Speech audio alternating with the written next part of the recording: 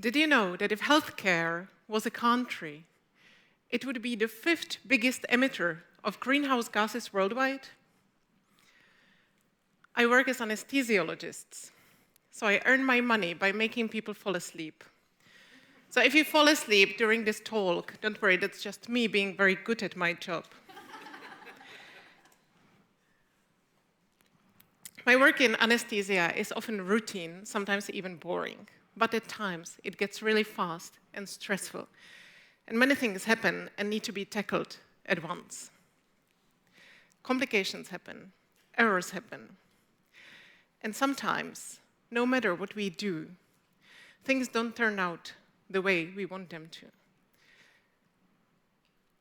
This can be a resuscitation of a young man that doesn't bring him back to life. Or a septic patient who comes in the morning and talks to me before I intubate him to ease things for his lungs, but by midnight is dead. All this causes stress, and this stress stays with me. And in my mind, I keep on going back to these situations again and again and again, and I wonder, what could have been done better? After such a shift, it's best to ride my bike home through a forest. My eyes wander through all the greenery. In summer, I pick blueberries. And sometimes I even bathe in the amber waters of a mountain stream, and the water there is so cold that I can't think of anything else. I come out of the forest, and I'm more composed, more complete, more myself again. But it worries me when the forest is not doing well, which actually happens fairly often with the climate change-induced warming, when there is drought and the streambeds are empty, or when trees die. It worries me that I actually contribute to this in my work. In anesthesia, to keep people asleep, we use often anesthetic gases. And they work quickly, they are reliable, they are very safe. But they are also potent greenhouse gases. 1 hour of anesthesia can be equivalent up to 300 kilometers long car journey when it comes to the greenhouse gases emissions.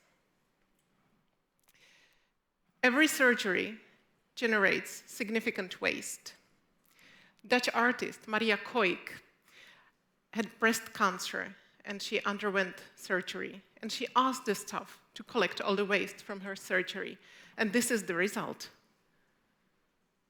So surgeries generate, on average, from 4 to 12 kilograms of waste, depending on the procedure. And this waste is classified as dangerous and needs to be incinerated, burned, which requires a lot of energy.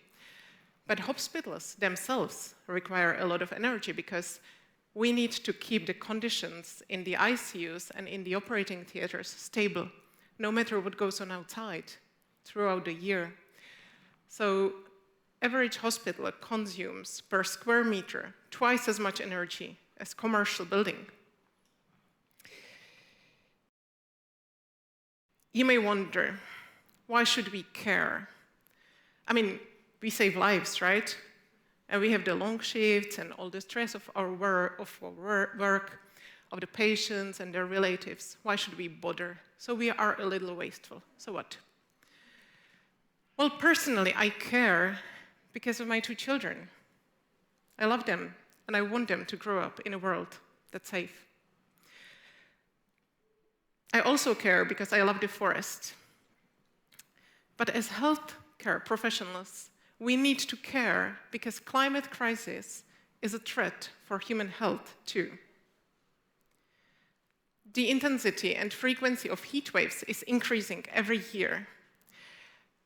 And they are dangerous for everyone, but especially for small children or people with chronic disease of kidney and heart and lungs, or elderly who are dependent on the care of others. A colleague of mine who works for EMS as well, he described his shift, I think in summer 2 years ago. He said, "Oh, yesterday I was just driving around retirement homes, writing death certificates." These are the death counts of heat waves, of just in Europe alone, of summers of 22 and 23. So these are tens of thousands of people who are missing at their Christmas dinners or family gatherings. That's a lot of people. But it's not just heat. Do you know someone who has pollen allergy? I mean, I bet you do. So, and if you are that person, you know that the pollen season is getting longer with the climate change. But also, the amount of pollen that is produced by a single plant is increasing with increasing concentrations of CO2. This is an example of ragweed plant, and the grams of pollen it produces under different concentration of carbon dioxide in the atmosphere. And what is more, the toxicity of the pollen is increasing with growing concentration of CO2. So it's like a triple hit. I could go on and I could talk about ticks. The other year, my son got tick on New Year's Day here in Central Europe. I could talk about infections like dengue fever or West Nile virus, who are transmitted by mosquitoes, and the incidence is growing every year. For dengue, it doubled, the incidence doubled since 1990s. And a big part of the reason is climate change. I could talk about wildfires and the toxic smoke that causes additional cases of asthma and respiratory infections, but also premature birth or stillbirths. But I think you got the point. As healthcare professionals, we encounter the effects of climate change on the health of our patients more and more often, but we don't always recognize it. A child brought to us by an ambulance on a hot day with acute overheating is an obvious victim. But how about a woman who comes with broken arm because she was attacked by her partner?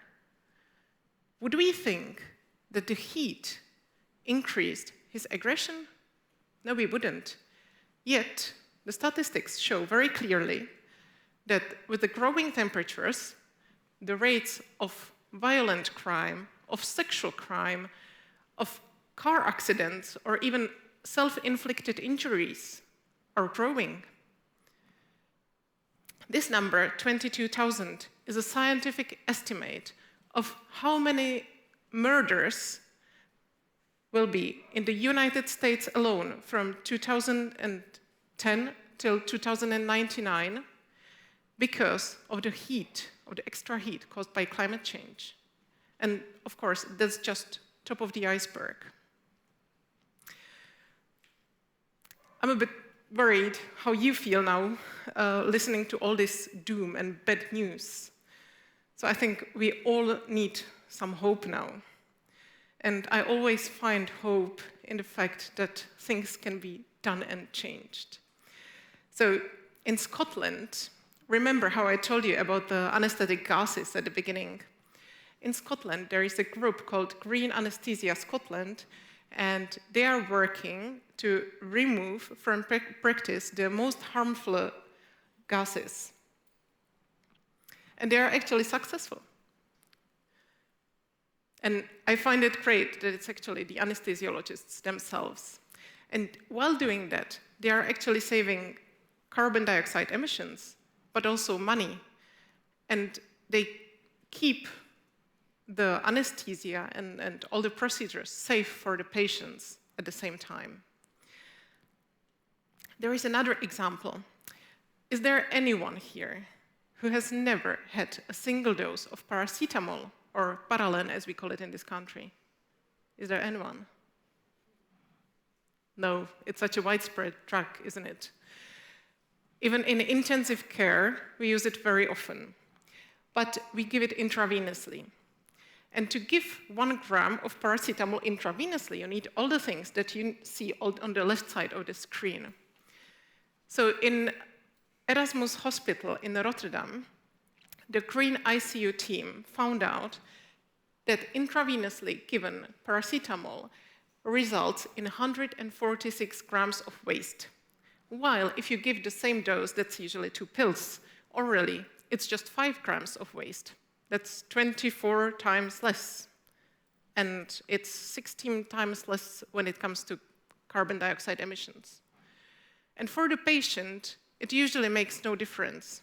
So they started a paracetamol challenge, and they managed to halve their use of intravenous paracetamol. And what is more, they invited 40 more hospitals in Netherlands on the board. But most of you are probably not healthcare personnel, are you? Still, you can do a lot.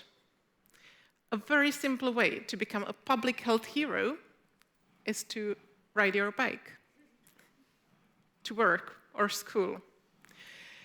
When you ride your bike, instead of driving car, there is less air pollution. And this is true even if you normally use electric car, because a lot of the pollution comes from the tires. Less air pollution means less strokes, less heart infarctions, but even less dementia or cognitive problems in children. So everyone around you benefits. But the person who benefits the most is you. So when I ride my bike, it's a selfish act.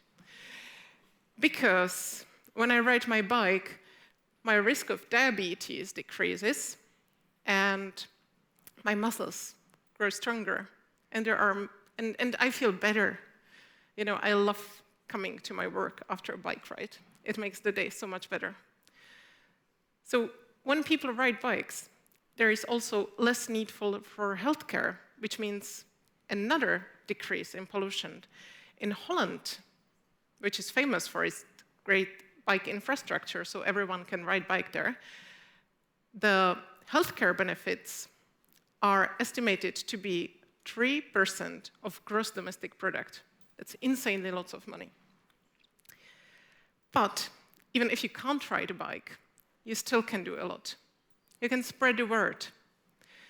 Because many of the things I talked about will not change without system change. But no system change is acquired in silence. So please, talk to your friends about what you heard today, about how climate change influences our health, and about the healthcare's role into it. Talk to your family, relatives, your uncle, the health minister, if you have one. Spread the word, please. Thank you.